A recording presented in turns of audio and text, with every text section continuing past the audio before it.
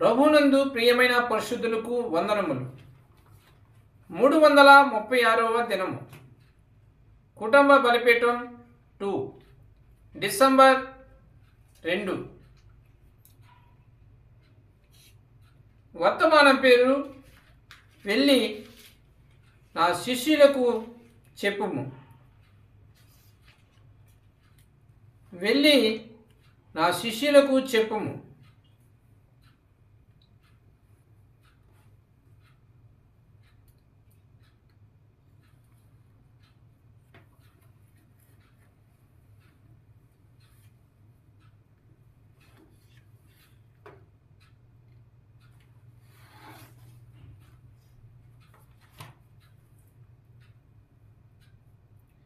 మత్తయి సువార్త 27వ అధ్యాయము 62 నుండి 66 వచనాలు. మరునాడు అనగా సిద్ధపరచు దినమునకు మరుసటి దినమున ప్రధాన యాజకులను పరిసయ్యులను పిలాతు నొద్దకు కూడి వచ్చి, అయ్యా, ఆ వంచకుడు సజీవుడై ఉండినప్పుడు 3 దినములైన తరువాత నేను లేచెదనని చెప్పినది మాకు జ్ఞాపకమున్నది. కాబట్టి 3వ దినము వరకు సమాధిని భద్రము చేయ ఆజ్ఞాపించుము. వాని శిష్యులు వచ్చి వానిని ఎత్తుకొని పోయి ఆయన మృతులలో నుండి లేచెనని ప్రజలతో చెప్పుదురేమో. అప్పుడు మొదటి వంచన కంటే కడపటి వంచన మరి చెడ్డదై ఉండునని చెప్పిరి. అందుకు పిలాతు, కావలి వారున్నారు గదా, మీరు వెళ్ళి మీ చేతనైనంత మట్టుకు సమాధిని భద్రము చేయుడని వారితో చెప్పెను. వారు వెళ్ళి కావలి వారిని కూడా ఉంచుకొని రాతికి ముద్ర వేసి సమాధిని భద్రము చేసిరి.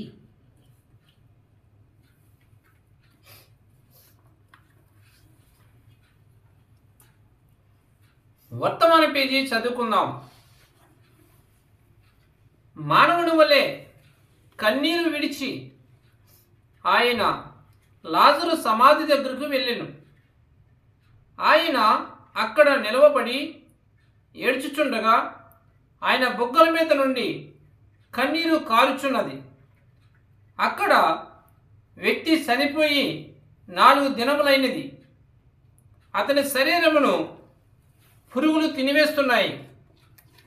కానీ ఆయనను చూడండి. ఆయన తన వేలు ఈ విధంగా ఎత్తి, నేను పునరుద్ధానమును జీవమునై ఉన్నాను.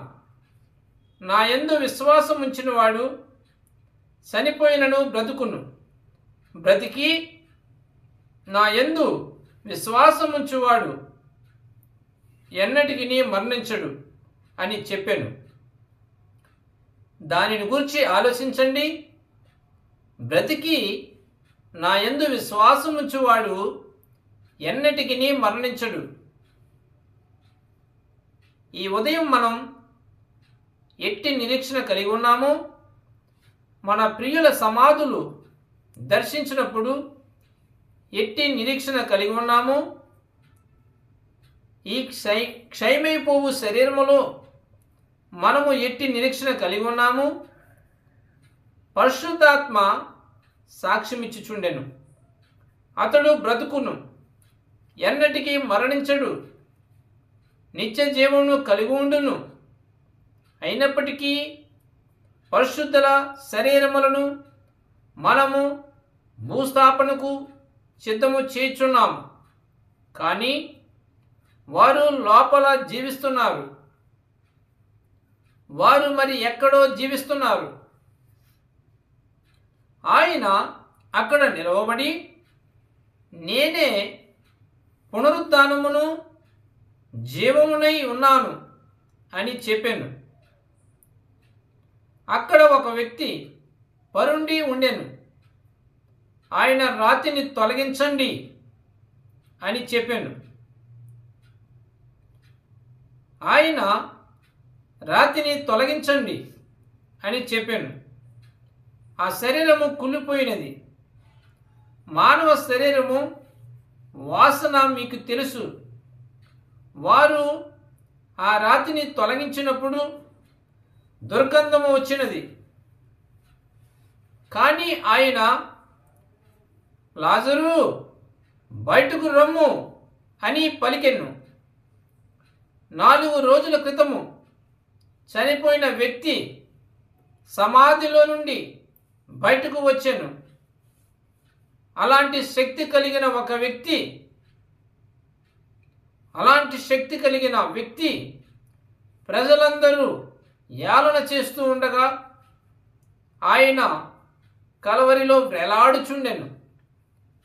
సైనికులు ఆయన ముఖము మీద ఉమ్మి వేశారు. ఆయన గడ్డము మీద వెంట్రుకలు పీకారు.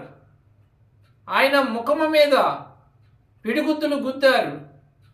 ఆయన ముఖము మీద కొట్టి, నిన్ను కొట్టినది ఎవరో ప్రవశించమన్నారు. రోమా సైనికులు ఆయన కాళ్ళలో చేతులలో మేకులు కొట్టగా ఆయన ఆ విధంగా మరణించుట వారు ఎలా చూడగలిగారు?